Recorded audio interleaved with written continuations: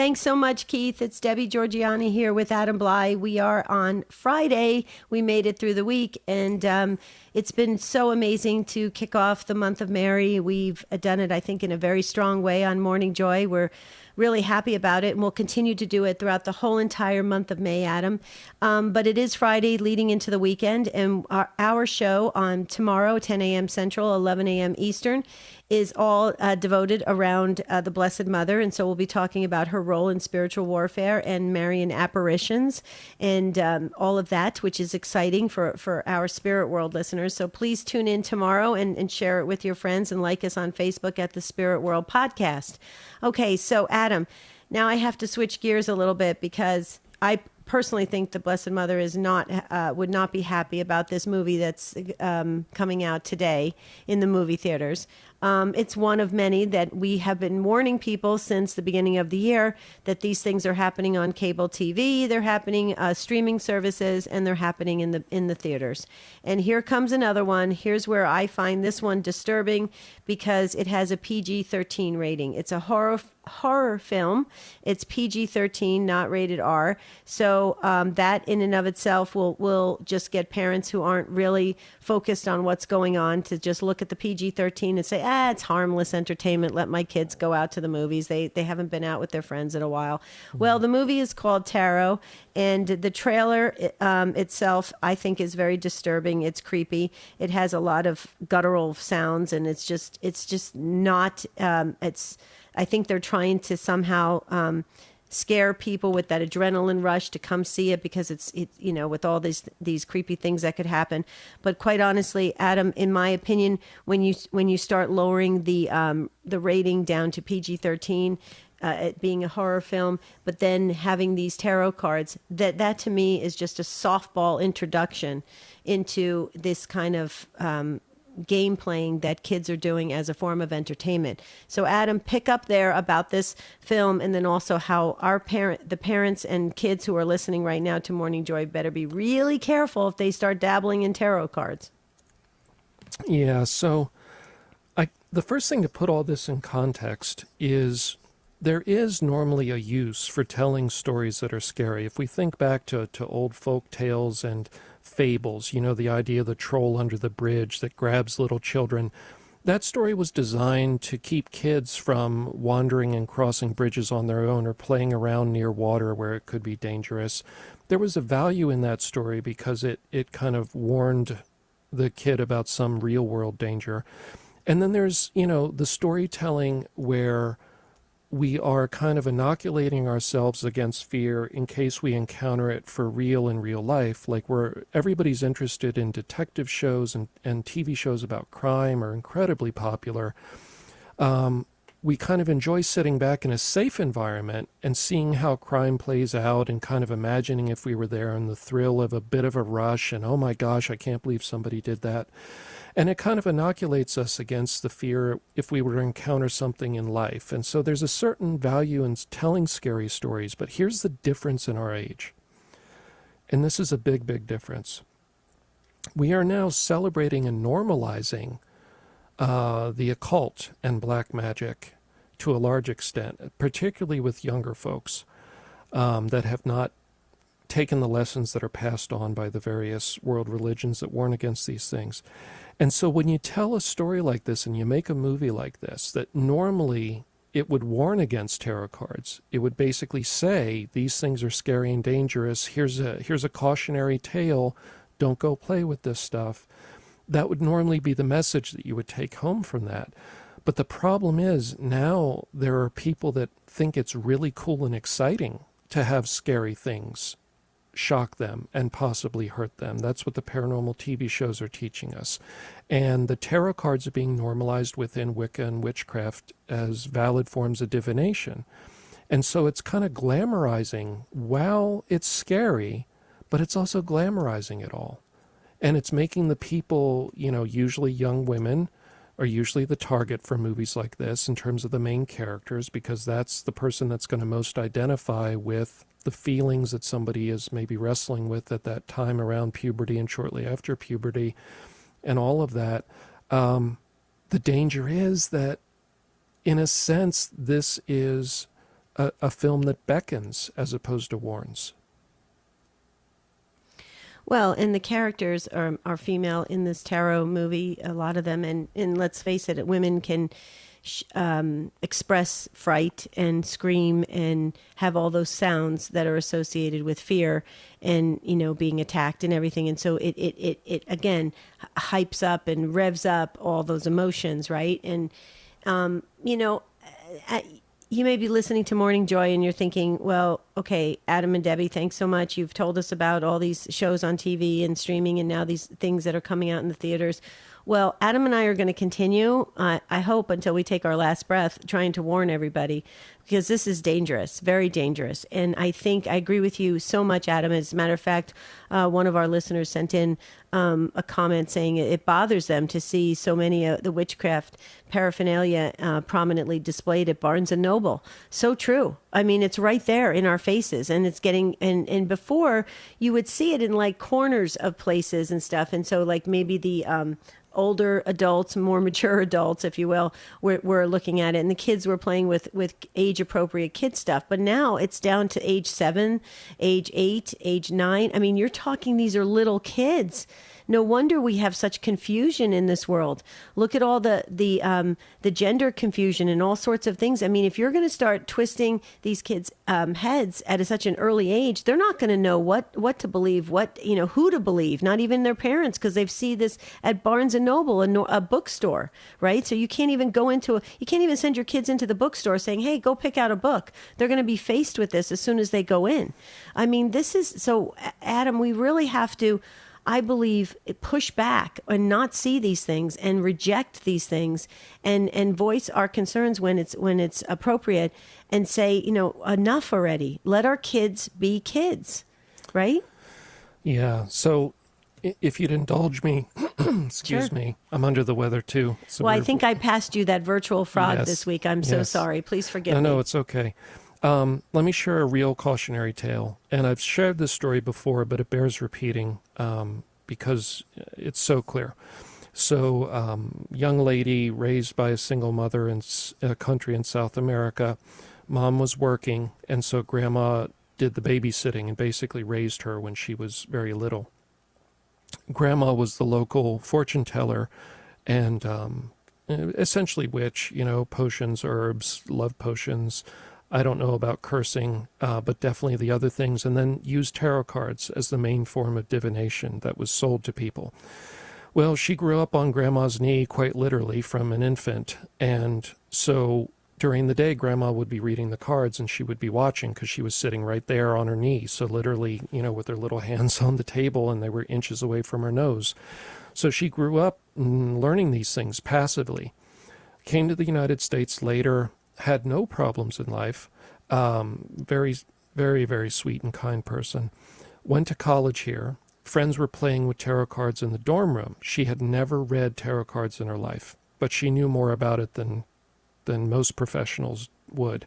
Her friends were, clumsily reading them from the little book that came in the box of cards and saying, oh, this means this means that. And she told us, she said, that's very simplistic. There's a lot more to it than that. And kind of said, I learned all about this when I was little. And they got excited and they convinced her to read the tarot cards. And that night she went from completely normal, healthy 20-something in college to fully possessed. And when we were doing the diagnostic with her, as we started praying, she kind of slumped over and something else animated her face and started speaking. And the first thing it said, never forget it. It had its eyes closed, her eyes closed, and it was shaking its head saying, stupid witch, stupid witch, stupid witch, stupid witch.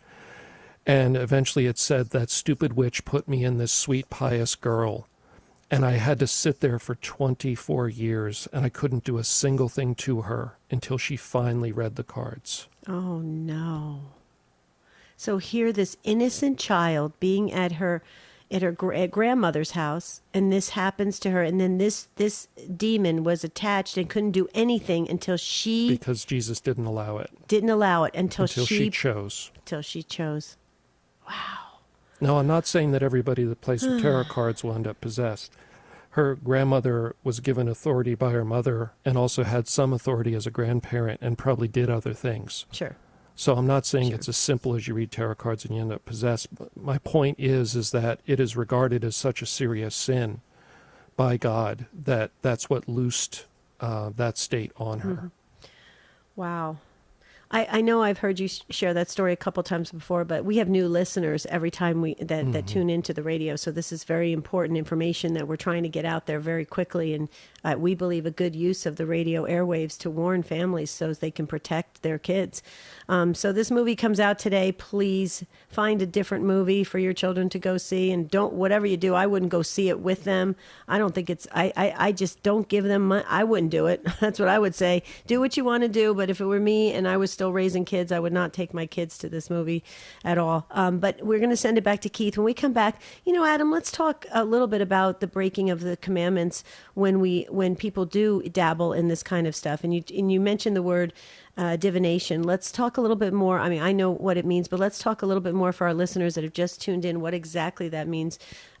Different from divinization, right? So there's a difference, and we want to make sure we some people kind of use those words interchangeably, and they're very different. So yeah, divinization is to become a little bit more divine, to become closer to the divine, to become more Christ-like would be a simple way to say it from a Christian perspective. Now, of course, human beings don't become gods. We don't become completely divine. Jesus was fully man, fully divine.